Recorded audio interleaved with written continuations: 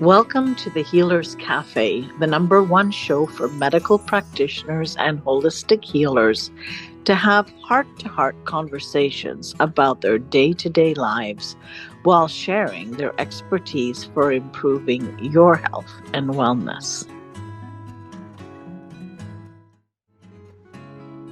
So welcome to the Healers Cafe, and today I have with me Melissa Deely. And well, her mission is small, heal the whole world. So I was thinking we could start with that, but her focus was chronic illness doesn't have to be a life sentence. And I think this is more to do with a bit your story, which I will ask you about. But I was really drawn to two aspects of your bio, which I think I'm going to let you expand upon more. But one of them is removing toxins in all four bodies. And you have the physical, mental, emotional, and spiritual bodies. And you call yourself the friendly toxin slayer. So I found that very exciting, and I definitely want to discuss that at some point in our interview, as well as you have what was it called now about the girls where Girls matter. Girls Matter. That's it. Yes, and is this helping girl? It's in the school in Uganda, right? And breaking the poverty cycle and all of that. And so they're different, they're similar. You're the one in the center of this. So I thought let's start first with your journey in health, and then let's expand upon that on either way that you see fit. Sure. So, my journey in health is that back in 2013, I found that I had melanoma. Hmm. And you can see that I'm very fair. My father had actually passed away of melanoma at a young age. And here I was having melanoma as well. And fortunately, it was found very early. I was able to have surgery and it was a large surgery to have that section removed. However, it was all removed. And when I saw the oncologist afterwards, he said to me, "This was a textbook case. You found it early. We got it all. You're good. You're cured." And something inside of me said, "How do you know? How do you know that it hasn't actually spread somewhere else in my body?" And I didn't ask that question. I just went away thinking that question. And in thinking that question, it got me to starting to do my own research and educate myself about the toxicity that we have in the world and how that is one of the main triggers of many chronic illnesses, including cancers. Now, I know melanoma also can be sun exposure, it's a skin cancer, et cetera, et cetera. But I wanted to make sure moving forward that if it had spread through my body, that I was making sure that that wasn't able to grow, and that I was also doing all the things that I could in my lifestyle to make sure that other cancers weren't developing. And so I started learning about how I could do this for myself through my diet, through my exercise, and the lifestyle factors, as well as through, managing stress and not living in a place of fear as well, because the mental side of it is also really important. When we're living in fear, we're in stress, that's weakening our immune system. I needed a strong immune system, not a weak immune system. And this was all happening while I was still in the corporate world, and I didn't actually know what I know today about health and wellness. So it just started my journey, and everything happens for us. And looking back, I can see a number of different times in my life where I went through experiences that I now use when I'm working with clients and sharing and being an example. And I didn't know anything about epigenetics then either, but I knew that my father had died of cancer, of melanoma, and I didn't want to go down that path. So I was going to do everything that I could to make sure that this didn't happen again. 2 years later, I was let go from that corporate job. Big fish bought little fish. 24-year career ended in an hour's notice to clear out my desk. Right. Nowhere to thanks. And through that experience, I realized I was never working for someone else again, that whatever I did next needed to be more of service to the planet and humanity. And I had no idea what that was going to be, but I was open to being guided. And I was guided through my two daughters getting concussions at very similar times. And when I got the phone call that my second daughter had sustained a suspected concussion in grade 8 gym class at school, I was driving down the highway and Howe Sound was next to me. I was driving from Whistler to Vancouver, and I looked out across the ocean towards the heavens and said, "Really? This is how you show me my path? Stop taking out my children." So, because I wasn't working full time, I was able to go to the appointments with them. And I knew that, the healing doesn't happen at the appointment. It's what you do between the appointments, right? So I was supporting all of that. And I had been doing all my own research around toxicities in the body and in the brain. And so I was interested in learning all of this in as much as I could. And we're in a small town, so people were now asking me for support with their spouses' concussions, their children's concussions, et cetera, et cetera. And the great news is that both of my kids did fully recover. And I had been bringing a nutritional piece to it. What could we do nutritionally to support the healing of their brain? And then I was invited to work at a holistic clinic, helping other people with concussions, because with downhill skiing and downhill biking, there's a lot of concussions. Yeah. And I was interested in doing that. I was just following where I was being guided at this point, and there was a need. And I couldn't get liability insurance, because I didn't have a certification. Therefore, I thought, okay, I need to go back to school. And life coach had been bouncing around in the back of my head. So I called a friend who was a life coach and said, "I need a certification. Where did you do your life coaching?" And he goes, "You don't need to be a life coach. You need to be a health coach." And I went, "What? What's that?" So that was another download through him to me. That landed in a way that life coaching never had. And I jumped right in, started my health coaching. And from the moment I got there, I knew I'd found my passion, my purpose, my next career, loved every moment of it, couldn't absorb the information fast enough, wanted to just keep studying, keep learning, and also was in a place of, I'm in my 40s. Why don't I know this about my body? I should, right? But then I realized, well, I, have a commerce degree, and I've been busy building my career and raising my family and being a wife, and who had time to also learn all of this information? And I realized, if I can share this with other people in bite-sized pieces that they can take and then implement into their daily lives while busy doing all those things I was doing, that I could be having an impact on humanity as I wanted. And health coaching then led me into integrative health, where I learned how to read functional medicine lab testing so that we could get to the root cause. And that, of course, is key to someone truly healing. When we understand why they have whatever they have, then we can do something about it. And that also resonated with me, because I used to struggle with migraines. And one time when they were particularly bad, I went to my doctor, and all she could do was give me a stronger medication. And I said, I don't want a stronger medication. I want to know why I suddenly have these migraines and they're worse than they were. Because if I know that, I can make a change. And I wasn't getting any answers until I went to my naturopath, who said, "Why don't we do some hormone testing?" And we did that and discovered my progesterone levels were very low. And the symptom for me was migraine.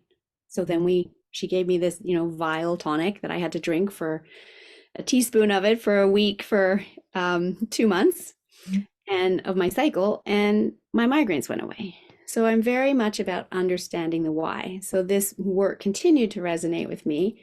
And I was working with clients and having great results, and really helping people either come back from chronic illness or get to a place where they're, much less likely to have any kind of diagnosis of chronic illness. But not everybody could do what I was asking them to do in terms of the lifestyle changes. They'd start and they'd fall off, and they knew they should do it, but they couldn't bring themselves to do it. So I started wondering, why do some people do this and other people don't? And that's when I was introduced to NLP and timeline therapy and hypnotherapy, and the power of the unconscious mind, and the patterning that we develop as young children between the ages of 0 to 6, 0 to 8, as we're learning to live in society. And for some people, those patterns were blocking them from moving forward. Their inner 5-year-old was running their life. And as I learned those tools, I realized I can now elicit those patterns and rewire their neurology into a pattern that's working for who they're becoming versus who they were, and get them results very quickly so that they could achieve the goals they want, which is, health span. And So that's where the friendly toxin slayer comes in, because the process of doing that in my work is I always start people with a physical detox, because we live in a toxic world and most people need that. Our livers are overburdened and need some help. And then we move into the emotional and the mental detox, all those stuffed down emotions from all those years ago, because society again teaches us not to bring our Yeah. emotions out. Boys don't cry, be a big girl, etc. Don't bring your emotions to work. So we carry them around like a bag of rocks and they weigh us down. We release all of that. We rewire the neurology, as I said, in terms of the patterns that we elicit through that process. And we release the mental toxicities, those voices in our head that are 99.9% complete BS. And yet we listen to it. And I always encourage people talk back to our mind. When it comes to other human beings, we should, listen more and talk less. But when it comes to our own mind and the voices in our head, we need to talk more and listen less, because so much of it is BS, and talk back to it and say, no, that's not true. Cancel, cancel, cancel. Put a positive spin on whatever that is. So we release those limiting decisions, those limiting beliefs, again, many of which were made in young childhood. And then we use hypnotherapy and quantum smart goals in order to replace those limiting beliefs with the beliefs that again are going to get the person where they want to go and who they're becoming. And then we work with spiritual toxicity as well. Now, I don't do that myself. I partner with a reverend who's also NLP trained, and she takes people through their spiritual detox. And when we address all four bodies, that's how we get to lasting health and health span. Because by the time a symptom shows up in the physical body, it's Mhm. already moved through the spiritual, the mental, and the emotional body. And then Mhm. there's a symptom that we tend to ignore for a long time. And I always encourage people now, that symptom is talking to you and asking you to do something different. It's not to be ignored, no matter how small. When it's small, it's easier to correct, to rebalance. So we have to then go back up and clear the mental, emotional, and spiritual bodies to ensure that whatever it was doesn't come back again in a couple of years. Mhm. That's how we create health span and optimal health. That makes sense. Out of curiosity, um, because the body is the manifest of a lot of our health Yes, emotions, our beliefs, absolutely. even our spiritual leanings or beliefs or programs, right? So, Mhm. how does it work? Have you worked in different ways? Because you have these four pillars, starting with the spiritual one and seeing if that undoes, how far they can go backwards. I'm looking at sort of the model of unraveling, how things get unraveled. Have you worked in different ways? I know a lot of people work the physical first. Right. There's logic for that, but there's also equal logic, I think, for working the mental, emotional, or the spiritual. Have you had any cases like that where you So were? I do tend to start with the physical body first, because that's where most of my clients can understand and relate to the healing process. Mhm. A lot of my clients don't yet understand the mind body connection. Okay. Mhm. And so I have experienced one time where I started with the emotional first, and we didn't have a deep enough rapport because we hadn't worked together enough. And that person decided that this type of program wasn't for them, and they never came back. Mhm. And so since then, I have chosen to go back to the physical detox first, which is a 3-week program where we are building that deep rapport. And they're already starting to feel better in their physical body and realizing, okay, she does know something and this is helping me. Often by the time they come to me, they've tried so many different things and they've, lost hope because they've tried these things that haven't worked, right? So I have to rebuild their hope and build that rapport in that process so that we can then work together in the emotional and the mental detoxing, because that's deep. So Mhm. that's my experience of why I do it the way I do it. Yeah. Okay. And I hadn't fully understood that you do it first physical, and there's reasons for it, right? Like Mhm. in this case, it's sort of the safer rapport building Yes. way, which, Yes. arguably is the case for certain patients for sure. So, Yes. And because I don't do the spiritual, my partner does. If she were to have somebody come to her to work with her on the spiritual first, and then she were to refer them to me, we could work backwards then, because Mhm. that person is able to um address. See the link that way. Mhm. Exactly. Yeah, yeah, Exactly. yeah, yeah. Yeah. Yeah. Well, I mean, and I guess that's a possibility, right? Since you Yes. were back and forth. Yeah, no, it's interesting. Yeah, I like it when people have different pillars that they're trying to go through. It makes it a lot easier for people to follow their own health um guidance. And just the fact that you have a pillar called, physical and another one, emotion, it is like, oh, do you think there's anything to do with how I feel? Right? It puts it Yes. out there in very clear terms, so Exactly. And you and I, of course, both know that there is a lot to do with how you feel. But the absolutely. average person doesn't know that because societally, We're we're not told that. we're not taught that. And even if you go to your medical doctor, they don't talk about your emotions or your mental state. They'll send you to the psychiatrist. Right. They're just looking at the physical. So that's what society is generally used to. And so Yeah. this is all an education process of guiding them through the four pillars. Absolutely. What would your life be like if you were pain-free? If you were one of the millions who suffer from chronic pain, the thought of just one day without it may seem impossible. This is often because conventional medicine tends to fall short in the treatment of pain, opting to prescribe pills or recommend surgery rather than getting to the root cause of the problem. But if you are suffering with emotional or physical pain, there is hope. Join the founder and CEO of Bowen College, Manon Bolliger, live online for your body-mind reboot.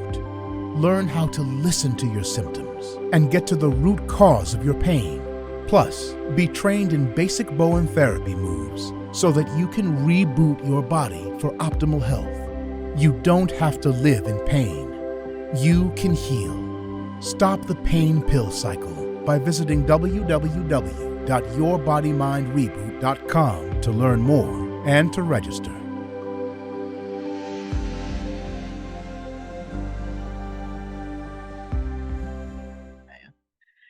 So let's talk a little bit about this. You were saying, just before we began that, and it seems like you're very intuitively drawn to the next thing, as you mentioned with your daughters.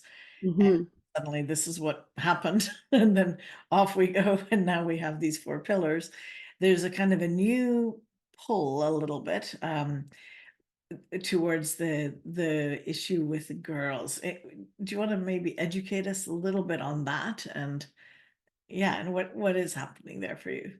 Absolutely. So, Girls Matter is a nonprofit that I started in 2017 with two other co-founders.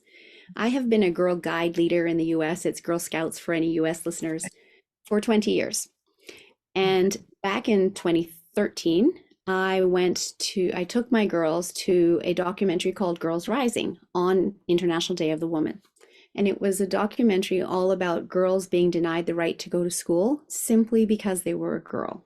Mhm. And it dove into girls being married off at very young ages and becoming slaves to their husbands slash masters. And I have traveled extensively in my life. I've been to third world countries. I know this is happening, but to watch it in this documentary, sitting in that room with 25 young girls, all of whom take their education for granted, myself included, my own two daughters there, I just had tears running down my face Mm, because it was 2013. We yeah. shouldn't still be having girls fighting for the right for an education and being cast off as less than citizens. And I truly believe that education should be a right and not a privilege. And in that moment, I thought, I need to do something. Mm, I don't know what, I don't know how, but I need to do something. And so I had that percolating in the back of my head for quite some time, not really knowing how to start, but knowing that somewhere down the line, I needed to help the girls. And at the end of 2016, I was at a conference and the speaker said, we're all put on this earth for three things: to never stop learning, be of service, find your passion, your purpose. mhm, And he said, and you don't have to know how, you just have to know your why. mhm. And that really resonated with me. And I'm like, I know my why, but I don't know how. But now he's telling me I don't have to know my how. That's what I've been trying to figure out for the better part of 3 years. Right. Now I realized I just need to tell people about this, and then the resources will be gifted to me. And so I left that conference and I called the only two people that I knew in British Columbia that had a nonprofit organization. And I said, can you please show me how to start a nonprofit here? And they said, what do you want to do? And I told them, and they said, we want to do it with you. And why don't we piggyback it on the nonprofit we already have, which is preschools in Uganda and Nepal. And the preschools were set up a few years prior because the elementary schools were so crowded that these little young kids were getting into elementary school and then still coming out illiterate because they were just falling through the cracks. And so in these small villages, they were setting up preschools so that the kids could start learning their 1, 2, 3s, their ABCs earlier so they could hold their own when they got into elementary school. Right. We already had teachers on the ground, they already had a school building, etc. And so it was beautiful because January 2017, we launched. And since then, we've expanded into partnering with an organization in Kenya called Jolly Sisters. Jolly Sisters helps the women of the slums create businesses, whether it's a market stall, whether it's making beautiful cards that are sold online to international audiences, whether it's sewing menstrual supplies for girls. And we now support the girls of those moms in going to school. And we're supporting girls in a little tiny village of Buyaya in Uganda. It's on the side of Mount Elgon. The closest small town is Soronko. Since 2017, we've now had 3 girls graduate from university. We have 1 more graduating in June and more girls going through school. And we're actually, this year we launched a menstrual supply campaign so that the girls aren't missing a week of school every single month for lack of supplies. Right. And in Uganda, we partnered with Rotary, who built a manufacturing plant, and they make the supplies there and then ship them, hand delivered them actually to our girls. And the reason I do that is that then we're also supporting the economy. Yeah. And, you know, others have jobs in Uganda as a result. In Kenya, we sent the funds so that they could buy the materials, and then the moms would be making the menstrual supplies, so they would get paid an income for doing so, and the girls would still get the supplies.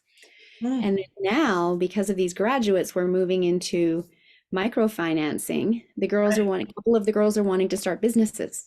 Yeah. And we're happy to support that, but we're not happy to just hand over more money, right? So one of the girls is a seamstress. She's made beautiful clothes. In fact, I just got the most adorable photos yesterday.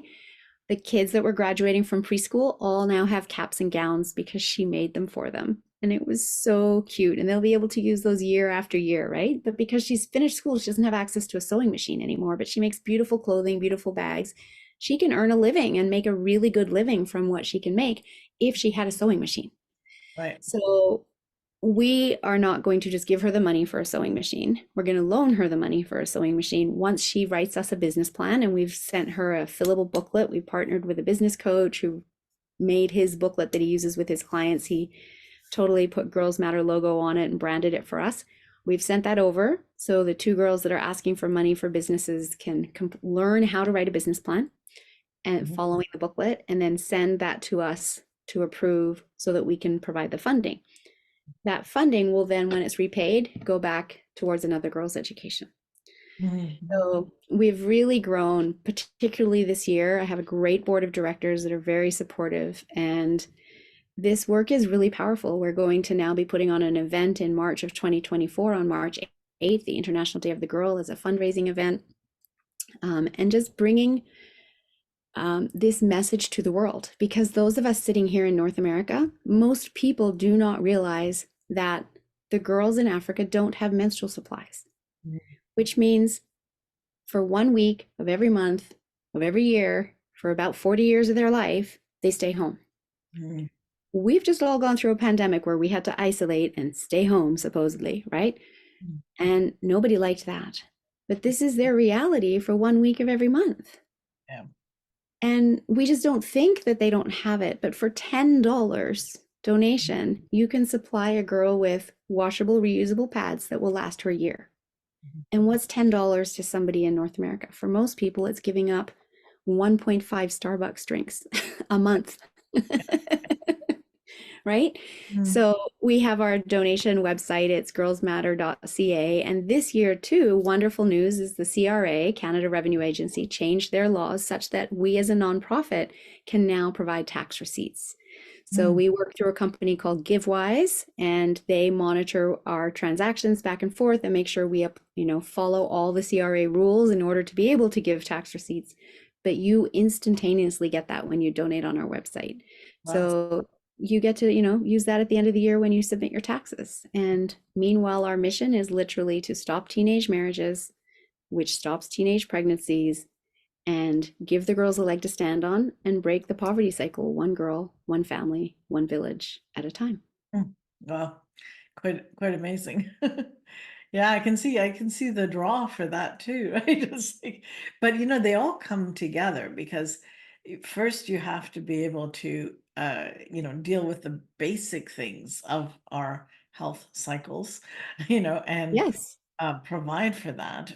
But then really the education that comes in, the other four pillars are there, right? Like, what are the stories that were told or they were told, what keeps the system going? What are the beliefs that they have? All of that, right? And Yes. the cultural, and it's cultural, but it's also political because we know the world is much more complex than just that. I mean, there's Africa has had its resources pillaged and Yes. by For by years. Yeah. for years by not just the US but other The um, Western world, say. Mhm. Western world. So it's Mhm. like we could always say, oh, well, they're in that position. Oh, we need to help them. It's like, hello, economically, if we didn't pillage, they would not be in this position, Right. Right. But then if you're starting with the girls, which is where you are right now, there's undoing all of this belief that that's Yes. life has to be, Yes. um, And yet there was a stat, and the stat is what really struck me during watching that documentary, that if India could educate just 1% more girls, they would grow their GDP by $55 billion per year. And that's where I kind of went, that's the answer, well, right? Not easy, but it's simple. Just educate the other half of the population. yeah, We can grow the GDP of the country, and the countries will come out of poverty, right? yeah. But because of politics, etc., it's not easy. There's lots of paths to navigate, which is why we have people on the ground. We don't sit here saying this is what you need. We collaborate with them. And, I just found some other amazing resources this week, and I'm not just going to assume they need them. I'm asking, is this something that would be helpful for you if we could fundraise in order to bring this to your village, right? So really cool ways of accessing power, as well as if you think of a teapot and a cozy, there's a company that's called Eternal Flame, that he's in the UK. We've just been connected, and he's basically making these insulated cozies, for want of another term, around their cooking pots. So they Mhm. don't have to burn as much wood all day long and breathe in as much smoke. And also, it's the girls that aren't in school that are sent off into the woods to get the wood. And the men know the girls are there. And so there's often rape happening while the girls are searching for wood, right? So this solves a lot of problems. However, I don't want to just assume that the people I'm working with need that. Yeah, And yeah. so we always ask first and listen to them as to what they need before we do anything. Mhm. Um, yeah, but it's really powerful work, very rewarding work, and so much need. I have people sometimes ask me, why did you call it Girls Matter? What about Boys Matter? Or, what's the big deal? And I said, yeah, in most of the world, all of the world, boys matter, but not in all of the world do girls matter. Mhm. They really don't. And that's why we called it Girls Matter, is to highlight that girls do matter, and let's support them in being able to stand up and stand on their own 2 feet. And something I didn't mention was that at our AGM in November, we were talking about we'd like to have a mentor for our girls that are finishing up school, the ones that are in grade 12 and maybe looking at where do they want to go to university, the ones that are finishing up university. And literally a week later, I was gifted that mentor in a networking group, who was a woman from Nigeria who lives in Texas, who, when she did her intro, said, I support families with autism because she has an autistic son. and I stand up for women in Africa. And because she said that, I introduced myself slightly differently and I talked about Girls Matter first. And so she wanted to connect, and we did, and we had a wonderful conversation. Mm. And partway through that conversation, she said, I'd like to be a mentor to your girls. She didn't know that we'd discussed that at our last meeting. Yeah. She just said that. And again, I was like, thank you. That was the gift that I needed. And so our first mentor call between her and our girls in Buyaya is happening this Saturday. Mm. And it's beautiful because, again, she's an African sister of theirs. She was able to leave Nigeria because she really stood up for herself and had the guts and courage to do so, and got to the US and put herself through university. If I were to be their mentor, even with all of my coaching skills, they could still say, yes, but you're white. It's different for us, right? They can't do that with Dr. M. Yeah. And so that's the power in her being their mentor. And I'm really excited for that opportunity. Yeah, no, sounds, it reminds me of how, like, there's an alignment that's happening, and they say, ask and you shall be given, but Oh, it yes, really is like that, right? It's like, it really is. yeah, and it's funny because whether it's in health, whether it's, the journey as the patient looking for solutions, or the practitioner's journey in deciding what's the best way to serve, or what you're doing, it's kind of all the same. it, It it is. it really is that idea of following what's coming up, what's Hmm. opening, Hmm. and then asking, not assuming that this or that is needed, or Right.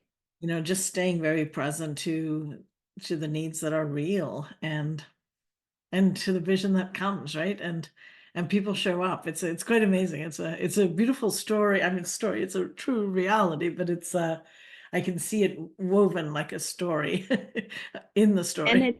it's also teaching me Mhm. um, more trust myself, more faith, Yeah. because right now for the last 6 weeks, everything has been just landing for Girls Matter.